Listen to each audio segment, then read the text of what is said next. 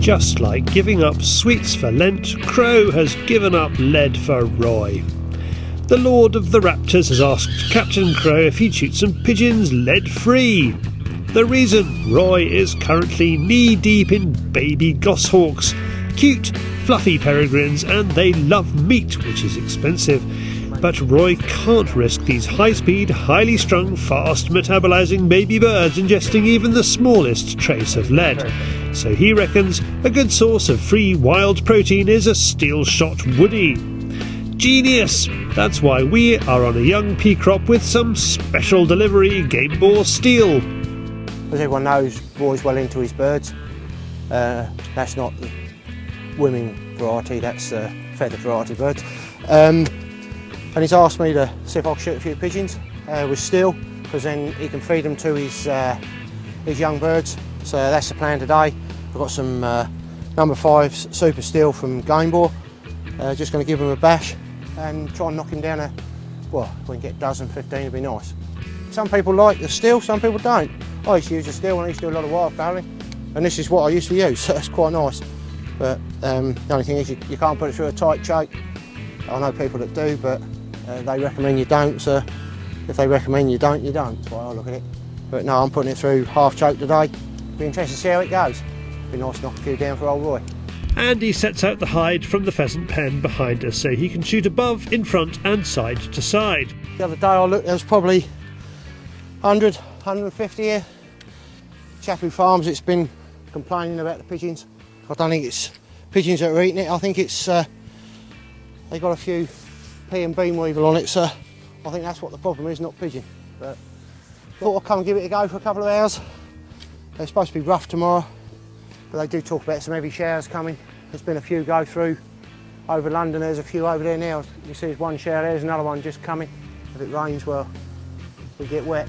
UK Shoot Warehouse has been sending Andy loads of stuff to test, but his favourite toy is the ultra lightweight magnet, especially with the added length.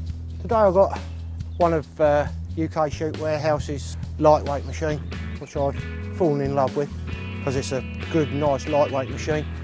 I rung up and asked if they did extension arms to take it out longer, because I like the whirly with long arms. They've rung up and they've sent me some arms, which are, what are they there?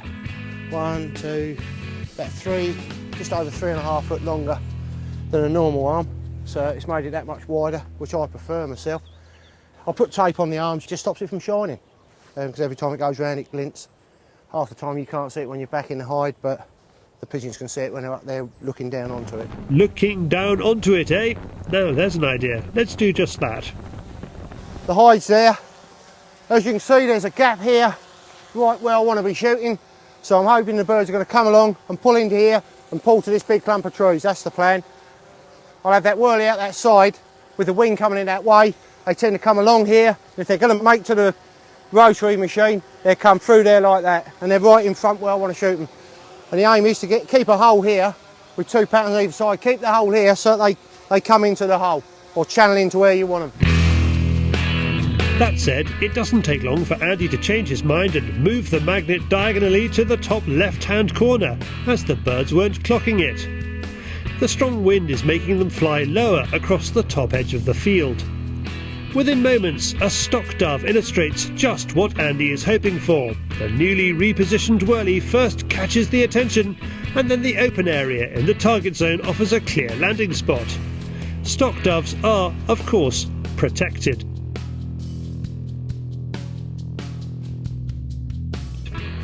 The last thing is the decoys themselves and their new skins or silo socks.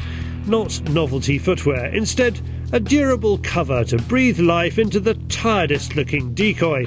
But you will need a paintbrush. This is one of my old decoys. It's been laying in the shed for a while. It's just a case of shredding it over like a sock. Because they're old decoys, I need to paint the white on their neck because that is quite important. On this one it's not too bad, the white's still there. But just touch these up so that the white's there. You've got the wing bars that are white. They do home in on that, you see that. There you go. Right, let's get shooting. Initially, it's pretty quiet. It's not until about 3:30 that things get a move on, but Andy has to work for his birds. He shoots well. Here are 2 of 3 birds that made up a raspberry ripple. Andy is just not missing, and Ruby is so fast out of the hide she isn't missing anything either. Andy was sceptical about the steal, but as long as the birds are sub 45ish yards, they are killing the pigeons nicely. Yeah, I am. Like I say, I used steel when I was out on the estuary on the ducks, so I know how it does perform. You just got to know your limits with it and not shoot too far. But like I say, I've shot some nice ones. I had a raspberry ripple there earlier. I've had a couple of pairs, a couple of doubles. Yeah, I've had some nice shots. Well, just got to get them pellets right up the front end. It seems to fold them up all right. Yeah, I'm impressed with it. Yeah.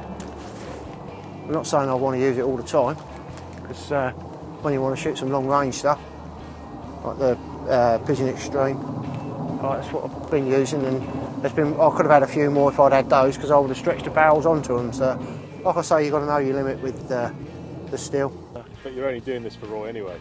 Yeah, I am, yeah. I wouldn't be using them all the time. I'm only using them because Roy wants a few birds for his hook bill, so yeah. They've come quite nicely here today. They come better than I thought they were going to, so that's the reason I stuck with the steel. The birds have decoyed well, some better than others.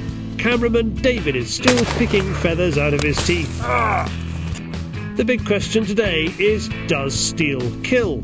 And will the ultra-lightweight rotor with added reach and therefore weight plus battery stay the distance? It's always a worry, you've got the longer arms on it, it takes a lot more to drive it, but I've still only got a little dry cell battery on there, and that Kel has sent me down, and yeah, it's working really well. But as you've seen on the video and today, the amount of pigeons that have tried to come to it, I still reckon they prefer the longer arms. I don't know if you videoed earlier, I've done